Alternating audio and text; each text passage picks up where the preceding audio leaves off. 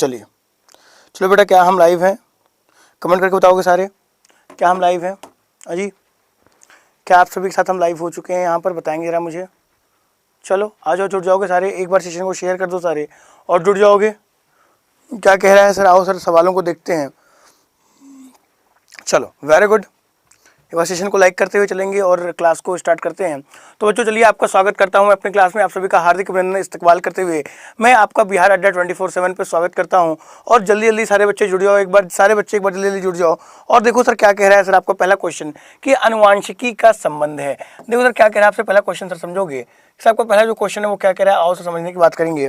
देखो just a second, और बात करूँ मैं क्या सर, सिंपल सा सवाल है कि अनुवांशिक का संबंध है, genetics is related to what? अनुवांशिक का संबंध किससे है? मेंडल का नियम, जैव विकास, डीएनए संरचना, या फिर अनुवांशिकता और विविधता? बताओ सर क्या होगा आंसर? फटाफट जुड़ जाओगे एक बार, सारे एक बार शेयर कर दो और आ जाओ सारे, जुड़ जाओ। आप सभी के लिए यहाँ पे मैं खड़ा हूँ, आप सभी के क्वेश्चंस को लूँगा मैं और आप सभी को सॉल्व कराऊंगा यहाँ पे बेहतरीन बेहतरीन से सवाल। तो जरा फटाफट जुड़ जाओ। चलो बहुत बढ़िया, एक बार सभी आंसर कर दो। बहुत बढ़िया बेटा। देखो क्या कह रहा है कि अनुवांशिकी का संबंध है। सर देखो, जो genetics is related to what? Sir genetic subject के बारे में बात कर रहा है। और जेनेटिक सब्जेक्ट सर क्या? तो यह आपका अनुवांशिकता और विभिन्नताएं। सर क्या यह हेरिडिटी और वेरिएशन? क्या मतलब है सर कि अनुवांशिकता का, और क्या मतलब है विभिन्नताएं का? देखो जो वेरिएशन है, वेरिएशन मतलब क्या कि सर जो आपकी पहली पीढ़ी है और आपकी जो दूसरी पीढ़ी है, इनमें जो आपकी विभिन्नताएं देखने को मिलती हैं, ये आपको बताता है क्या बेटा? ये आपको बताता है विभिन्नताएं। और अनुवांशिकता हेरिडिटी मतलब पहले पीढ़ी से दूसरी पीढ़ी में अगर कोई क्या, अगर कोई अनुवांशिक लक्षण जा रहा है, अगर सर क्या पहली पीढ़ी से दूसरी पीढ़ी में अगर कोई अनुवांशिक लक्षण जा रहा है, उसे हेरिडिटी कहते हैं। और ध्यान दोगे मेरी बात को, ध्यान दोगे सर क्या हेरिडिटी को क्या कहेंगे? तो सर अगर आपके एक पीढ़ी से दूसरी पीढ़ी तक जाने वाले अनुवांशिक लक्षणों को हेरिडिटी कहा जाता है। और जबकि विभिन्नताएं क्या होता है कि पहली पीढ़ी और दूसरी पीढ़ी में जो चेंजेस आते हैं उन्हें वेरिएशन कहा जाएगा। जबकि genetics is related to what? तो सर यह मेंडल के नियम, मेंडल का नियम सर जेनेटिक्स के अंदर आता है। और इसीलिए मेंडल को क्या कहा जाता है सर? तो जो मेंडल नाम के साहब है, मेंडल नाम के साहब को कहते हैं हम फादर ऑफ जेनेटिक्स। क्या कहते हैं बेटा इसको हम? तो इनको हम कहते हैं फादर ऑफ व्हाट? तो इन्हें हम कहते हैं फादर ऑफ जेनेटिक्स, इन्हें हम अनुवांशिकी का जनक कहते हैं। जबकि sir father of modern genetics कौन है? तो मॉडर्न जेनेटिक्स से फादर कहा जाता है आपके टी.एच. मॉर्गन। टी.एच. मॉर्गन नाम के एक साहब है जो क्या सर आधुनिक अनुवांशिकी के जनक हैं। कौन? तो नाम याद रखेंगे सर, एक साहब है जिनका नाम है टी.एच. मॉर्गन। टी.एच. मॉर्गन नाम के साहब हैं जो आधुनिक अनुवांशिकता के जनक हैं, इन्हें कहते हैं टी.एच. मॉर्गन। जबकि अनुवांशिकी के फादर ऑफ जेनेटिक्स कौन कहे जाएंगे? तो आपके मेंडल नाम के साहब अनुवांशिकी के जनक कहे जाते हैं। तो एक बार जरा सारे बच्चे जुड़ जाओ और कमेंट करो बच्चों। आज सर ध्यान देते हैं इस क्लास में और आपके से बहुत ही बेहतरीन बेहतरीन क्वेश्चन को मैं लेकर आया हूँ। चलो जुड़ते रहोगे ऐसे ही। देखो सर अगला सवाल क्या कहता है? सर अगला सवाल कहता है कि मेंडल का वंशागति का सिद्धांत किस पर आधारित है? सर क्या कह रहा है कि मेंडल साहब है और इनकी वंशागति का सिद्धांत, what is the Mendel theory of inheritance based on?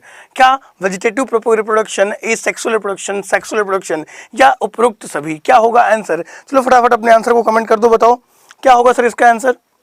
बताओ बेटा क्या होगा आंसर?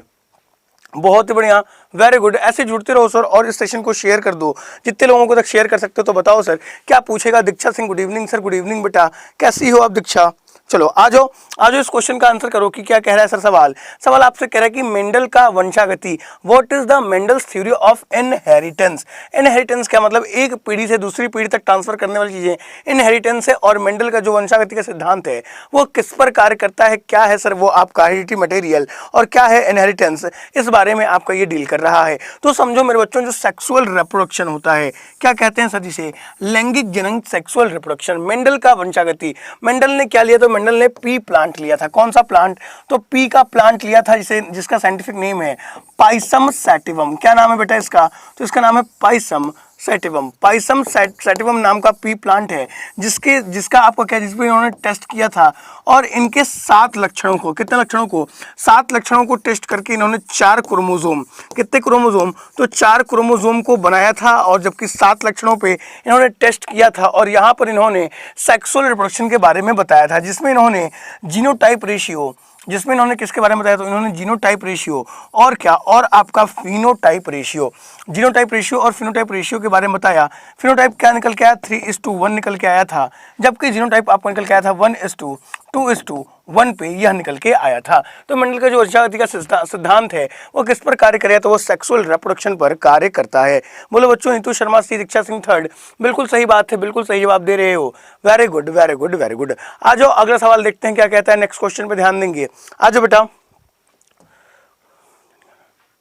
सर मानव शरीर में पसलियों के कितने युग्म होते हैं, how many pairs of ribs are there in human body.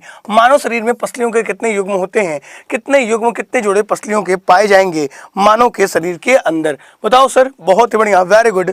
बताओ क्या होगा आंसर। एक बार सेशन को शेयर कर दो और जुड़ जाओगे जोशो खरोश के साथ कि मानव शरीर के अंदर पसलियों के कितने पेयर्स पाए जाते हैं। दीक्षा सिंह, फिनोटाइप, बेटा वो फिनोटाइप और जीनोटाइप ये दो प्रकार के होते हैं। जो फिनेटिक होते हैं, जो आपके प्लांट से होते हैं वो फिनोटाइप होंगे, और जो ह्यूमंस में होंगे वो जीनोटाइप माने जाएंगे। तो दीक्षा सिंह 12 बिल्कुल सही बात है सर। सर देखो मानव शरीर में पसलियां जो रिब्स होती हैं, रिब्स, पेयर ऑफ रिब्स, कितने पेयर ऑफ रिब्स होते हैं, तो हमारे शरीर में 12 पेयर्स होती हैं। कितने होते हैं, 12 पेयर्स ऑफ रिब्स, रिब्स जो पसलियां होती हैं। कितने पेयर होती हैं, 12 पेयर होती हैं, जिसमें अगर आप ध्यान दोगे कि पहला से आपका 7वां पेयर क्या माना जाएगा, तो इसे हम कहते हैं क्या, तो इन्हें कहा जाता है ट्रू पेयर, इन्हें कहते हैं हम सत्य जोड़ी। ये कैसी जोड़ी होती है, सत्य जोड़ी होती है। जबकि आपका 8वां से 10वां जो होता है इसे कहते हैं क्या, इसे कहते हैं फॉल्स पेयर, फॉल्स पेयर इन्हें कहते हैं हम असत्य जोड़ी, इन्हें असत्य जोड़ी कहा जाता है। जबकि अगर वहीं पे बात की जाए आपका 11वां और 12वां पेयर, इसे कहते हैं हम फ्लोटिंग बोन, इसे कहते हैं फ्लोटिंग बोन, मतलब तैरती हुई हड्डी, तैरती हुई हड्डी। सर ये मतलब क्या है, तो जैसे मान लो आपको ये रिब्स है और जो डायरेक्टली कनेक्टेड होती हैं 7 पेयर्स, इन्हें कहा जाता है क्या, तो ये ट्रू होती हैं, ये ट्रू होंगी। जो इनसे कनेक्टेड होंगी वो फॉल्स होंगी, और जो पीछे की ओर होंगी उन्हें फ्लोटिंग कहा जाएगा। और यह किससे जुड़ी होती है, तो यह जुड़ी होती है स्टर्नम नाम की हड्डी से। स्टर्नम हड्डी जिसे हिंदी में कहते हैं हम उरोस्थी, उरोस्थी नाम की हड्डी, ये जो हड्डी आप देख पा रहे हो बीच में, ये जो बीच में आप हड्डियां देख पा रहे हो, इस हड्डी से यह जुड़ी होती है, जिसे स्टर्नम या उरोस्थी कहते हैं। और आपके 12 पेयर्स ऐसे ऐसे जुड़े होते हैं जो कि आपके इस वाले शेप को बनाते हैं। इस बात को याद रखेंगे। तो मानव शरीर में पसलियों के कुल कितने युग्म होंगे, तो 12 पेयर्स होंगे। और जबकि अगर बात की जाए कि मनुष्य के छाती में उपस्थित हड्डियों की संख्या, तो कितनी हड्डियां होती हैं मनुष्य के छाती में, तो याद रखोगे सर 25 हड्डियां होती हैं, 24 तो आपकी पसलियां हो गई और एक आपका उरोस्थी स्टर्नम माना जाएगा। अरे बोलो सारे हाँ, सारे बोलो बच्चों हाँ। आ जाओ अगला सवाल देखते हैं क्या कह रहा है सर, नेक्स्ट क्वेश्चन। आओ अगले सवाल बढ़ते हैं, अगले सवाल को देखते हैं कि सर क्या रासायनिक तौर पर रेशम के रेशे का मुख्य रूप क्या है। सर देखो सवाल बोल रहा है आपसे कि रासायनिक तौर पर रेशम के रेशे का मुख्य रूप से क्या। सर रेशम के जो रेशे होते हैं, जो आपको प्राप्त होते हैं रेशे, वो मुख्य रूप से क्या होते हैं, चलो जरा इसका आंसर बताओ। Good evening sir, good evening एबिड्यूलियस, good evening good evening good evening है बेटा। आ जाओ आज बेटा इसका आंसर करोगे, सारे सारे जुट जाओ, इसका आंसर करो कि रासायनिक तौर पर ऑन केमिकल बेसिस सर कि रेशे क्या होते हैं, जरा मुझे बताओ।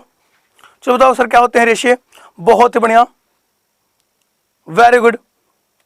देखो सर रासायनिक तौर पर रेशे क्या होते हैं सर, यह एक प्रकार के, आप याद रखोगे रेशम के रेशे, रेशम के रेशे क्या होते हैं सर, तो प्रोटीन, जटिल लिपिड, कार्बोहाइड्रेट या पॉलीसैकेराइड, बताओ क्या होंगे ये सर। तो यह आपके जो रेशम के रेशे होते हैं यह एक प्रकार के प्रोटीन्स होते हैं। क्या होते हैं सर, तो यह एक प्रकार का प्रोटीन होता है। नेक्स्ट क्या होगा सर कि निम्नलिखित में से कौन सी एक संक्रामक बीमारी है। बहुत ही बढ़िया ट्रिक बताने वाला हूं आपको यहाँ पे कि निम्नलिखित में से कौन सी एक संक्रामक बीमारी है। सर बताओ which of the following is a contagious disease, मतलब क्या, तो संक्रामक, संक्रामक मतलब क्या, मतलब जो फैलेगी संपर्क में आने से, मतलब क्या, तो वायरल के बारे में पूछ रहा है, विषाणु वाली डिजीज के बारे में पूछ रहा है। तो विषाणु से सर कौन कौन से डिजीज होते हैं, कौन कौन से रोग हैं जो इसमें विषाणु से होगा, आज सर आंसर करोगे। बहुत बढ़िया, वेरी गुड। Very good. बताओ क्या होगा कि निम्नलिखित में से कौन से एक संक्रामक, संक्रामक मतलब फैलेगी और यह वायरल डिजीज विषाणु से होने वाले रोग कहे जाएंगे? तो चेचक है, क्षय रोग है, मलेरिया है या हैजा है? इसमें से कौन सा वो रोग है जो आपका किससे फैलेगा बेटा? तो आपके वायरस से फैलने वाले रोग होंगे। बताओ, नीतू शर्मा कह रही है बी, दीक्षा सिंह कह रही है सेकंड, एवरीवेयर सेकंड कह रहे हैं। सर देखो, वायरस से फैलने वाला जो रोग है, तुम सारे एकदम सारे के सारे मार खाने का काम कर रहे हो, सारे आप भूल गए हो। आओ सर आपको एक चीज याद दिलाऊं, आओ आपको एक चीज याद दिलाऊं। सर आपको याद होगा क्या?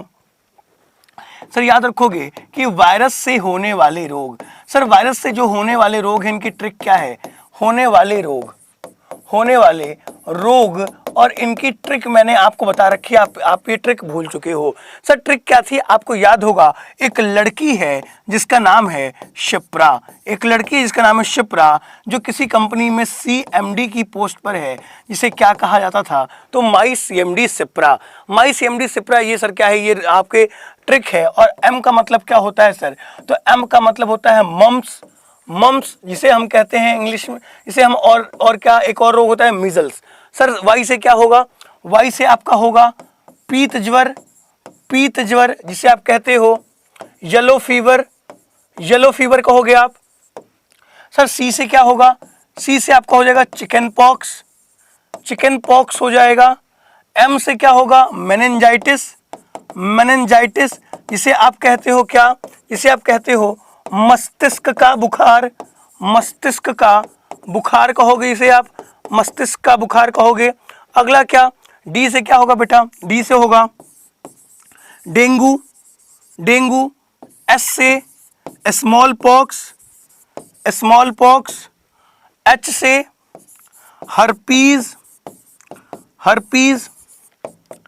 Hepatitis, hepatitis. आई से, आई से बेटा क्या होगा? इन्फ्लुएंजा, इसे आप फ्लू वायरस कहते हो। पी से हो जाएगा, पी से पोलियो हो जाएगा।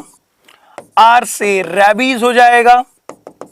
और आपका ए से एड्स हो जाएगा, एड्स हो जाएगा। आपको ये ट्रिक मैंने याद कराई थी, आपको ये ट्रिक मैंने याद कराई थी, सारे भूल चुके हो, सारे बच्चे भूल चुके हो। नेहा जायसवाल हैजा, हैजा, हैजा। तो आप सारे के सारे इस ट्रिक को भूल चुके हो और जो कि आप गलत कर रहे हो आंसर को। देखो सर इसका सही आंसर क्या होगा? तो सर इसमें से जो विषाणु से होने वाला रोग है वह स्मॉल पॉक्स होगा, चेचक होगा। देखो समझो मेरी बात, सर समझोगे मेरी बात को?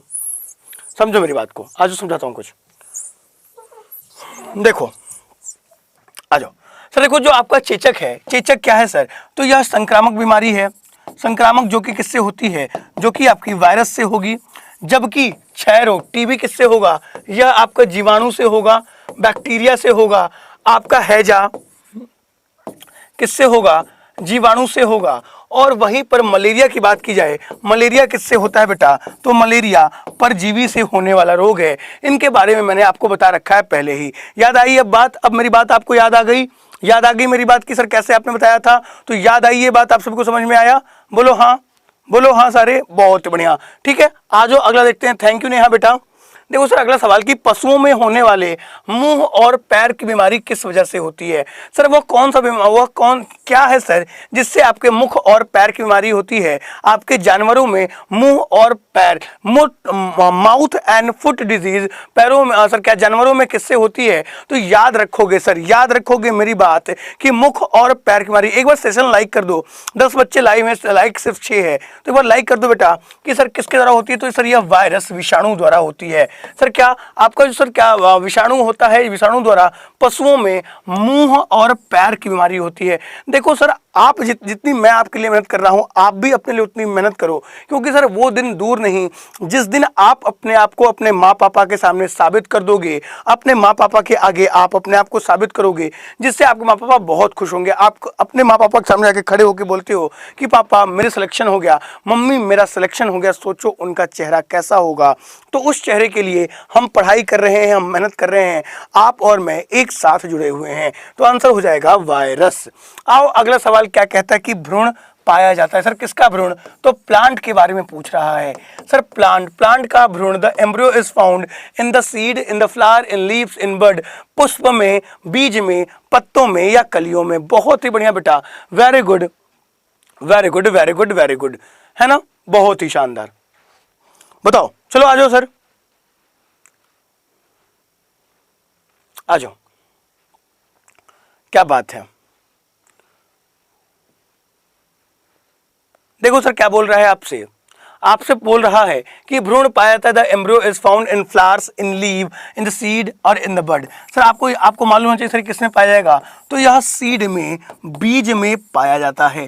जो एम्ब्रियो होता है, जो भ्रूण होता है, वो किसमें पाया जाता है, तो वह बीज में, सीड में पाया जाता है, और वहीं से आपके क्या, तो एक फूल के, फ्लावर के, प्लांट्स की निर्माण होता है। ठीक है, आप इस बारे में याद रखोगे। ठीक है, चलो आ जाओ, अगला सवाल क्या कहता है। बहुत ही बढ़िया, बहुत बढ़िया नीतू बेटा। नेक्स्ट सवाल कि चंदन के पेड़ को माना जाता है। सर देखो, चंदन का पेड़ है, चंदन के पेड़ को माना जाता है, क्या माना जाता है, sandalwood tree is believe to be, क्या माना जाएगा सर, पूर्ण मूल परजीवी, पूर्ण स्तंभ परजीवी, स्तंभ परजीवी या आंशिक मूल परजीवी। बताओ सर आपका क्या होता है चंदन का पेड़, बताओ सर। नेहा जायसवाल सी, बिल्कुल सही बात है नेहा बेटा, बहुत ही सही, वेरी गुड। आपके लिए इतना बेहतरीन सा कंटेंट लेके आता हूं और आप सर क्या आप यहाँ पे सपोर्ट नहीं करते अपने सर का, है ना।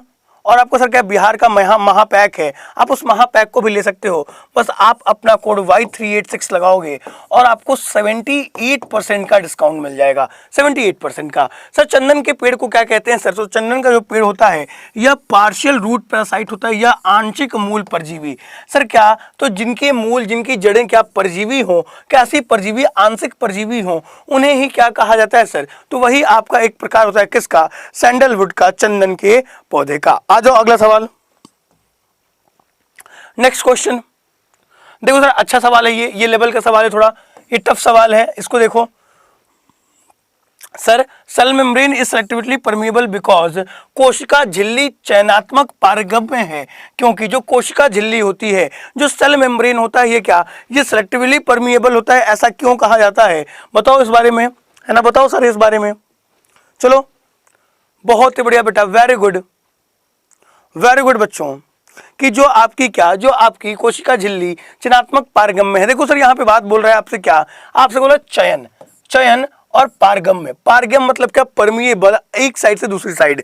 तो सर ये क्या करेगा, यह कुछ विशेष अणुओं के गमन को एक्सेप्ट कर लेगा तथा दूसरे अणुओं के गमन को क्या कर देगा, रोक लेगा। कुछ अणुओं के गमन को एक्सेप्ट करेगा और कुछ अणुओं के गमन को क्या कर देगा, तो यह आपके कुछ अणुओं के गमन को एक्सेप्ट करेगा और कुछ अणुओं के गमन को रोकेगा, जिस वजह से कोशिका झिल्ली चयनात्मक पारगम्य होती है। कुछ आपकी सेल्स को एक्सेप्ट कर लेगा, कुछ आपके क्या, कुछ अणुओं को, एटम्स को एक्सेप्ट करेगा, कुछ अणुओं को रोक देगा, जिस वजह से जो कोशिका झिल्ली होती है ये क्या होती है बेटा, ये चयनात्मक पारगम्य होती है।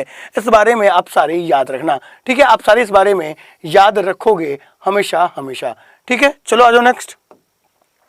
नेक्स्ट क्या कह रहा है सर, चलो देखो क्या कह रहा है, ऐसे कवक जो कि पौधों की छाल पर पाए जाते हैं उन्हें क्या कहा जाता है। सर ऐसे कवक जो कि पौधों की छाल पर पाए जाते हैं, कॉर्टिकोल्स, सेक्सिकोल्स, यूफिलस, कोप्रोफिलस। बताओ सर ऐसे पौधे जो क्या होते हैं, जो क्या, जो पेड़ की छाल पे, ऐसे कवक जो पेड़ की छाल पर पाए जाते हैं, बताओ, बताओ सर क्या होगा। अच्छा सवाल है सर कि ऐसे फंगाई, ऐसे फंगाई जो पेड़ की छाल पर होंगे। बहुत ही बढ़िया, वेरी गुड, वेरी गुड। एक बार शेयर कर दो सारे दबा के, तो शायद दबा के शेयर कर दो।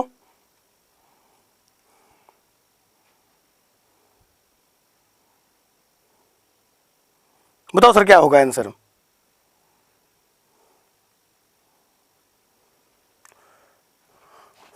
नीतू शर्मा 31 का ए, कॉर्टिकोल्स, कॉर्टिकोल्स कह रहे हैं। चलो आ जाओ देखते हैं बाकियों के आंसर, बाकियों के आंसर क्या होंगे।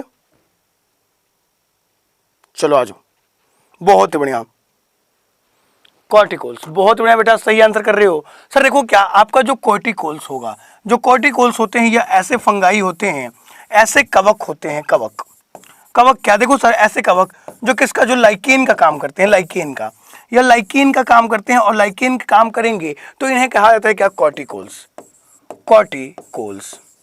जबकि जो आपके सेक्सिकोल्स होते हैं ये किस पे सर, तो याद रखोगे यह गोबर पर उगते हैं, गोबर पर, ठीक है, कॉर्टिकोल्स। नेक्स्ट सर अमाशय के संदर्भ में निम्नलिखित में से कौन सा कथन सही नहीं है, कौन सा कथन गलत है, किसके संदर्भ में, तो अगर मैं बात करूं स्टमक, अगर मैं स्टमक के बारे में बात करूं, अमाशय के बारे में बात करूं, तो कौन सा कथन गलत माना जाएगा, कौन सा कथन सही नहीं होगा कि अमाशय स्थायी भंडारक का कार्य करता है, अमाशय जठर रस के साथ भोजन को मिश्रित करता है, अमाशय जठर रस में लाइपेज और एमाइलेज स्रावित करता है, अमाशय के निपटान की दर भोजन के प्रकार पर निर्भर करती है। बताओ सर इसमें से कौन सा कथन सही माना जाएगा। बहुत बढ़िया बेटा, एक बार शेयर कर दो यार, एक बार दबाकर शेयर कर दो और बुला लो अपने दोस्तों को और दिखा दो कि सर साइंस आप कैसे लेवल की पढ़ रहे हो। बताओ बेटा, चलो एक बार इसको शेयर कर दो। चलो बहुत ही बढ़िया कि अमाशय के संदर्भ में कौन सा कथन गलत है या कौन सा कथन सही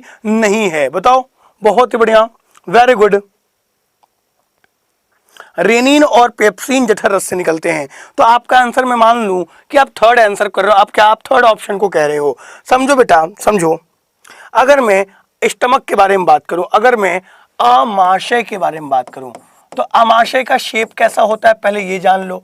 अमाशय जे शेप का लाल रंग का एक क्या आपका अंग होता है। और अमाशय में क्या, तो अमाशय में एक रस का निर्माण होता है जिस रस को कहते हैं जठर रस। जिस रस का नाम क्या होता है, तो जिस रस का नाम होता है जठर रस। अब इस जठर रस से दो एंजाइम, एक आपका पेप्सिन और दूसरा कौन सा, रेनिन।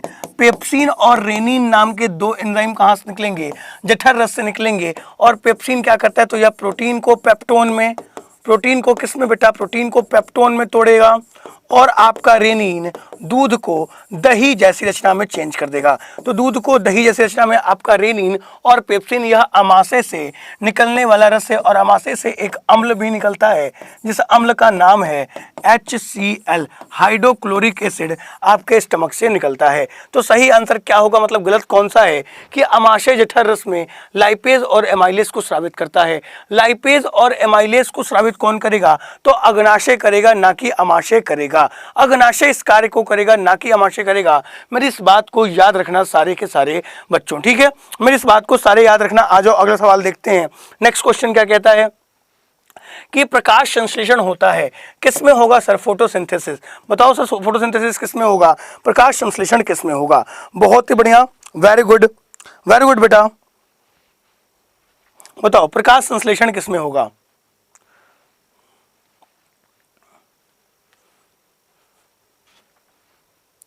बताओ,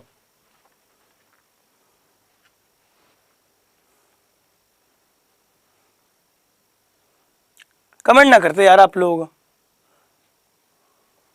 नीतू सिंह कह रही, नीतू शर्मा कह रही हैं क्या क्लोरोप्लास्ट। नीतू सिंह कह रही हैं किसमें, क्लोरोप्लास्ट में। तो नीतू सिंह ध्यान देंगी कि सर प्रकाश संश्लेषण किसमें होगा, तो ध्यान देंगे कि क्लोरोप्लास्ट, जिसे कहते हैं क्या, जिसे आप कहते हो हरित लवक।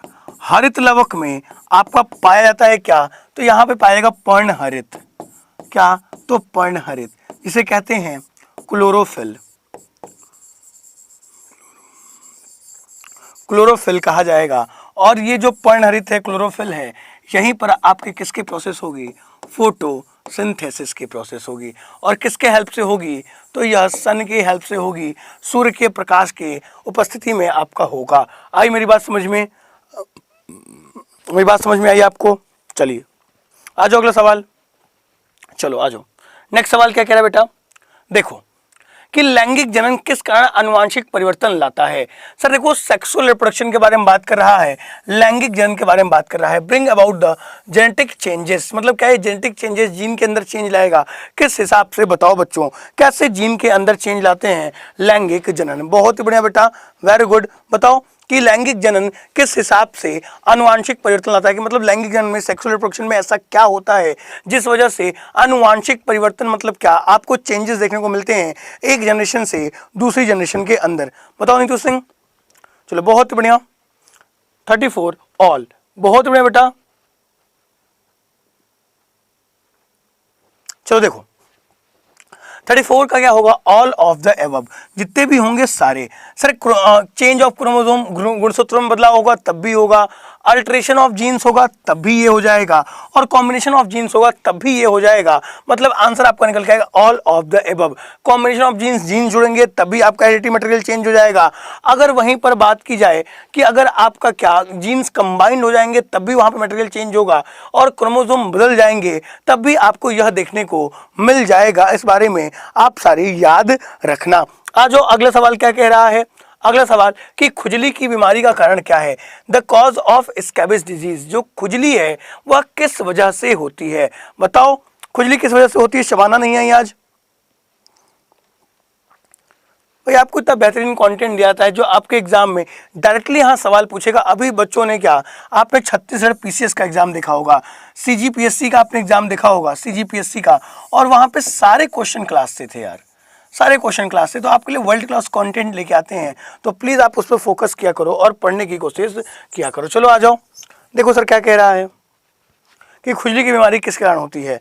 नीतू सिंह का फिर से जवाब सही आ रहा है। नीतू सिंह कह रही है कवक। कवक, देखो कवक क्या होता है, कवक, कवक क्या है, कवक, कवक की ट्रिक होती है क्या सर, याद रखोगे, कवक से जो रोग होते हैं उसकी ट्रिक होती है गंजा, दमाद, खाए फ्रूट। गंजा, दमाद, खाए फ्रूट, ये कवक से होने वाले रोगों की ट्रिक है। सर गंजा से क्या होता है बेटा, तो गंजा से होता है गंजापन, दमा से दमा, एस्थमा, द से दाद, खा से खाज या खुजली, खाज या आपका खुजली, और ए फुट से क्या होगा, तो यहां से होगा एथलीट फुट। ये आपके 5 रोग आप देख पाते हो जो किससे होता है, जो कि कवक से होने वाले रोग होंगे, जो कि आपका आंसर होगा फंगाई, फंगाई। और याद रखो सर फंगाई की स्टडी क्या कहते हैं, कवक के अध्ययन को कहा जाएगा क्या, माइकोलॉजी।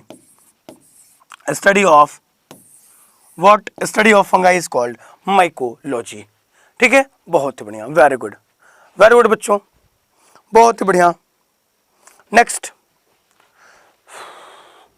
नेक्स्ट क्या कह रहा है कि निम्नलिखित में से कौन सा अंग कोलेस्ट्रॉल के निर्माण के लिए वसा को तोड़ता है। सर निम्नलिखित में से कौन सा अंग ऐसा है जो कोलेस्ट्रॉल की फॉर्मेशन के लिए फैट को ब्रेक करेगा, बताओ। Which of the following organ break down fat to form cholesterol, कौन सा ऐसा ऑर्गन है जो फैट को लिए बताएगा, सर बताओ। अच्छा सवाल है ये भी, बताओ सर क्या होगा इसका आंसर, कि निम्नलिखित में से कौन सा अंग कोलेस्ट्रॉल निर्माण के लिए वसा को तोड़ता है, बताओ, बताओ बेटा।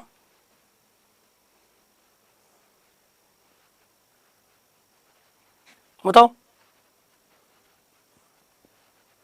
देखो आ जाओ सर, देखो जो आपका लिवर है ना, यकृत, यकृत क्या, तो यकृत में जो ग्लूकोज है, जो सर फूड है, वो किस फॉर्म में स्टोर होता है, ग्लाइकोजन, ग्लाइकोजन। सर ये क्या, ये ग्लूकोज को ब्रेक करके ग्लाइकोजन में चेंज करेगा, जिसे ग्लाइकोलिसिस कहा जाता है। और वहीं पे विच ऑफ द फॉलोइंग ऑर्गन, ये लिवर है, ये यकृत है, यकृत जिसे आप जिगर भी कहते हो, गुर्दा भी, जिगर भी कहते हो, गुर्दा नहीं कहते, गुर्दा किडनी कहते हैं। सर ये क्या करेगा, यह वसा को तोड़ देगा, यह वसा का ब्रेक डाउन करेगा किसमें, कोलेस्ट्रॉल के निर्माण के लिए। कोलेस्ट्रॉल, अब कोलेस्ट्रॉल बेटा आपके लिए गुड भी होता है, बैड भी होता है। कोलेस्ट्रॉल अगर ज़्यादा हो गया तो आपके यह क्या, तो आपके यह धमनियों में इकट्ठा होगा, धमनी में इकट्ठा होगा, जिससे आपको हार्ट अटैक के चांसेस आ जाएंगे। हार्ट अटैक, इसे कार्डियक अरेस्ट भी कहते हैं। हार्ट अटैक, हृदय घात के चांसेस होते हैं अगर धमनियों में क्या, कोलेस्ट्रॉल, कोलेस्ट्रॉल क्या धमनियों में एक्सेस हो गया, धमनियों में एक्सेस हो गया तो आपको हार्ट अटैक के चांसेस हो जाएंगे। जबकि किडनी क्या है, तो किडनी फिल्टर का काम करता है, ब्लड को इंटेस्टाइन, आंतों में, आंत क्या बेटा, छोटी आंत और बड़ी आंत 2 प्रकार की होती है। और फेफड़े क्या, तो फेफड़े रक्त का शुद्धिकरण करते हैं, ब्लड को प्यूरिफाई करने का कार्य करते हैं। ठीक है, आ जाओ अगला, नेक्स्ट, नेक्स्ट देखोगे सर कि एड्स के विषाणु की प्रतिरोधी दवा है। Sir what is the antidote of AIDS virus, AIDS, AIDS, AIDS virus, बताओ। एड्स के विषाणु की प्रतिरोधी दवा कौन सी है, बताओ, बताओ सर, वेरी गुड। एड्स के विषाणु की प्रतिरोधी दवा कौन सी है, बताइए। एड्स के विषाणु की प्रतिरोधी दवा कौन सी है, which of the following antidote of AIDS virus, AIDS के विषाणु की प्रतिरोधी दवा इसमें से कौन सी है। तो आप सभी को पता होगा सर, क्या आप सभी जानते होंगे, यहाँ पे जो एक नाम दिया है जिडोवुडीन, जिडोवुडीन जो दवा है ये क्या है, ये एंटीडोट ऑफ एड्स वायरस है, कौन सी, जिडोवुडीन। नेक्स्ट, एथलीट फुट बीमारी होती है, अभी मैंने आपको बताया सर कि एथलीट फुट बीमारी किससे होती है, बताओ। एथलीट फुट बीमारी किससे होती है, अभी मैंने आपको बताया, अभी कुछ देर पहले मैंने आपको इसका आंसर दिया। है ना। देखो जो एथलीट फुट नाम की बीमारी है यह किससे होती है बेटा, तो यह आपकी होती है फंगाई, कवक, कवक से होती है एथलीट फुट।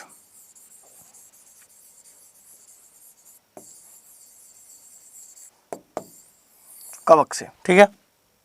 नेक्स्ट, मानव शरीर में पांव की हड्डियां कैसी होती हैं, ठीक है। मानव शरीर में पांव की हड्डियां, the feet bone in human body are hollow, soft, rigid या नन ऑफ द फॉलोइंग। बताओ बताओ बताओ बेटा। तो इसका क्या होगा आंसर, इसका आंसर हो जाएगा आपका, इसका आंसर होगा हॉलो, खोखली, खोखली होती हैं आपकी हड्डियां पैर की। वातिल, वातिल, अगर ये भारी होंगी, कठोर होंगी तो इनका द्रव्यमान बढ़ जाएगा और आप जैसे जैसे बूढ़े होगे ये और भारी होती जाएंगी, जिससे आप क्या, आपके चलने में दिक्कत होती रहेगी, आपको सर क्या, आपको चलने में, वॉकिंग में ये प्रॉब्लम आएगी। नेक्स्ट क्वेश्चन देखो, नेक्स्ट क्वेश्चन क्या कह रहा है सर, आ जाओ, कि कौन सा सूक्ष्म जीव हेपेटाइटिस बी के लिए जिम्मेदार है। अभी मैंने आपको एक ट्रिक बताई थी, अभी मैंने आपको एक ट्रिक बताई थी बेटा, चलो आ जाओ, अब एक ट्रिक मैंने आपको बताई थी। हाँ जी, 1 बजे तक है, ठीक है, बताओ।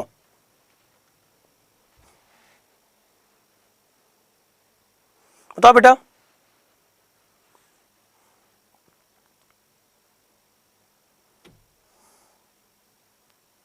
ध्यान दोगे, इसका आंसर क्या होगा, वायरस, विषाणु वायरस। वायरस जो है ये क्या, ये हेपेटाइटिस बी के लिए जिम्मेदार है। किसके लिए, हेपेटाइटिस बी के लिए जिम्मेदार है। चलो आ जाओ, आ जाओ बेटा। देखो, अगर आप बिहार के एग्जाम के लिए क्या, अगर आप कोई सा भी बैच ले रहे हो, कोई सा भी बैच, जैसे हमारा छत्तीसगढ़ पुलिस का बैच है, छत्तीसगढ़ पुलिस का है, पुलिस का, सीजी पुलिस का, और आपका क्या, आपका फायरमैन का बैच है, बिहार फायरमैन का बैच है, और बिहार का क्या, महापैक है, महापैक है। अगर आप इन बैच को लेते हो तो आपको क्या होगा, आपको अपना कोड लगाओगे Y386 तो आपको 78% का डिस्काउंट मिल जाएगा। कितने परसेंट का, 78% का। तो इस कोड को लगाना नहीं भूलेंगे, Y386। चलो बच्चे, आज की क्लास को यहीं पर रोकता हूँ। Till then, God bless you all. हमेशा खुश रहें, मुस्कुराते रहें। Thank you.